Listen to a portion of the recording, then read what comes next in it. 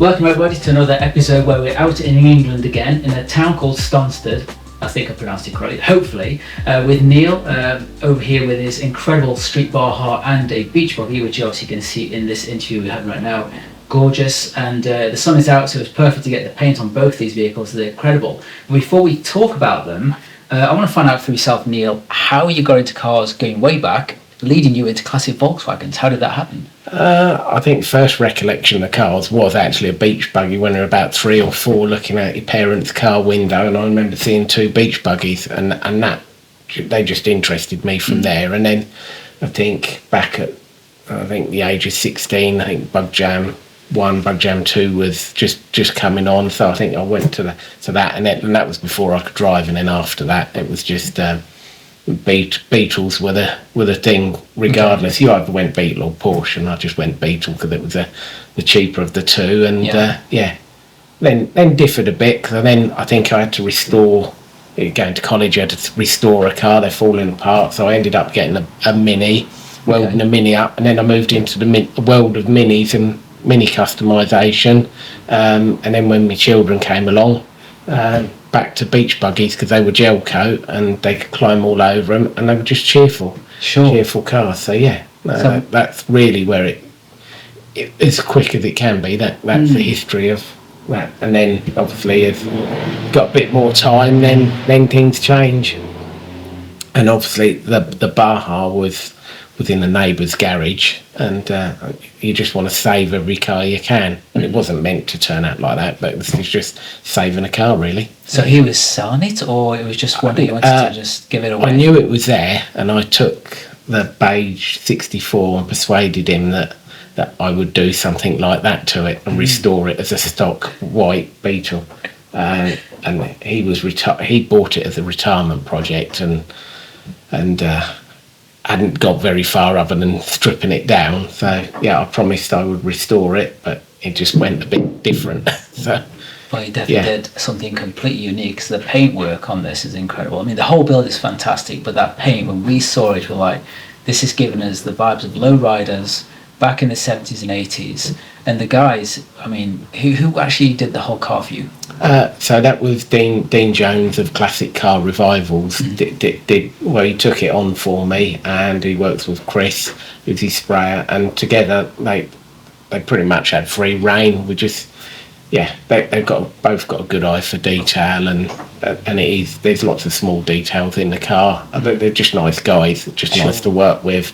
There was it was very relaxed and absolutely no stress. It was a real fun build. It just plodded on, and it just turned out. But it was just evolved, really. So for me, when I look at this, it's an unusual kind of paint for a Beetle.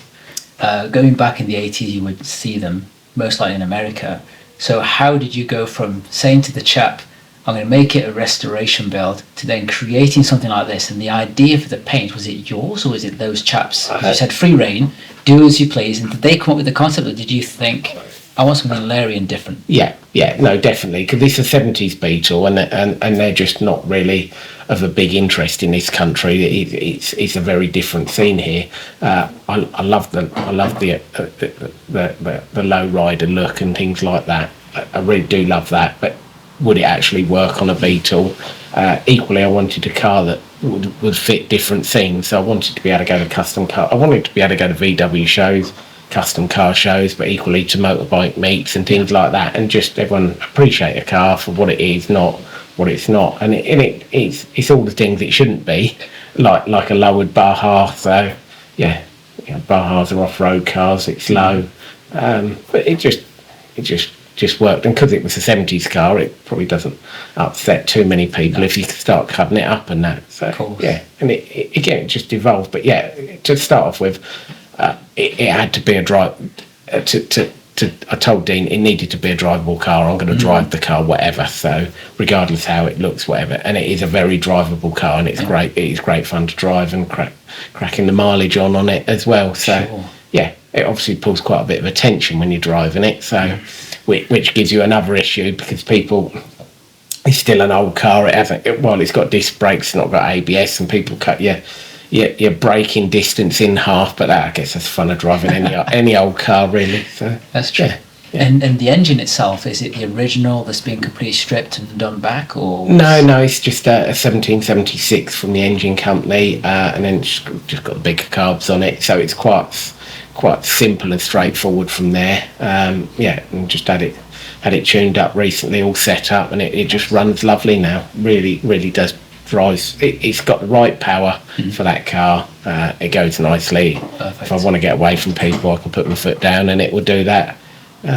It's just a very drivable car. And you mentioned also the wheels. They were custom made, if I'm correct. Yeah. So wheels were always a problem. One was just getting the stance right and the width for the wheels right, because obviously it's got a lot of exposure on the wheels. You're not just looking at side on, but obviously the profile from the front, the back. So it's difficult. What size, what width, what diameter, and then what style of wheel do you put on it? Because it is a bit different. We didn't want the wheels to stand out. We don't want to be a car about wheels, which a lot are. The wheels just needed to be different, subtle. So we just copied I like the Porsche GT3 wheel. So we took the idea from that, and then Augment Wheels made us the wheels at the diameters we wanted, different diameters. They came over from Canada, I think it was. It all worked really well. No problem. And they sent us 3D images of the wheels and that, and then it gave us another problem. What colour wheels do you put on it as well? Of course, but again, not one to stand out. And then if we did them black, then what will we do with the calipers and this, that, and the other? And it just to be different. There's nothing out there to sort of get an idea from so much. So it's good. Well, they suit the car really well, and the interior as well looks really fantastic, because I think that kind of brown on the Recaros, because you had them retrimmed from what I can see. Yeah. The combination looks really well. So was it your choice for the trim colour to be this way, more subtle, to match the paint? Yeah. Again, it was about just finding the right colour leather to complement the red colour. So David Trim was prepared to take it on for us, and so he did. He sorted the leather. We got the woven leather, which was an issue getting it here in time for the Volksworld show. So when it went to Volksworld, it had seats out of his custom caddy were in it for the Volksworld show. Some old retro Recaros, and then when it came back from Volksworld, he trimmed it back out in what we're doing there, and then just adopted the woven leather, because that's what we'll sing a Porsche style and bits like that. So again, it just needed to be comfortable. And there wasn't many options with Recaro. It's either black or black Alcantara. So so we did the whole interior. Well, I think it's nice, because to me, when I look at it, instead of like say black Alcantara, now it feels more sophisticated. The interior, it matches the exterior. Because if it had been an Alcantara or black, I think just something needs to change. You just perfectly done. Love it. Subtle. Everything's done well, but subtle. True. True.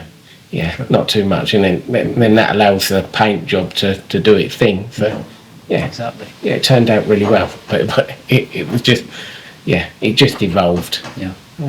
It's a great build, and we're also obviously we're sitting in a garage, and when we come here, we just noticed you had obviously a beach buggy in yellow, which looks absolutely stunning. So tell us a little bit about that build, because it is subtle, less on it, but it's perfectly done and executed. So when did you get it, and what was the idea behind this beach buggy? This one, I saw this one when it was unveiled at Volksworld, I think 2014, and as soon as I saw it, it was just I had a blue Tag Manx anyway, which was sparkly one, but this was just so simple, and it's just so appealing because it's so simple. And again, the height, it's not a street buggy, it's not lowered too much, it just sits nice. Everything about it just nice. A little bit flowery, but that again, that's what made it different from all the other buggies out there. And it was built to be left-hand drive, to be that simple beach buggy, and that's what it is. Again, it's just a lovely, clean, very simple, and that's what I like.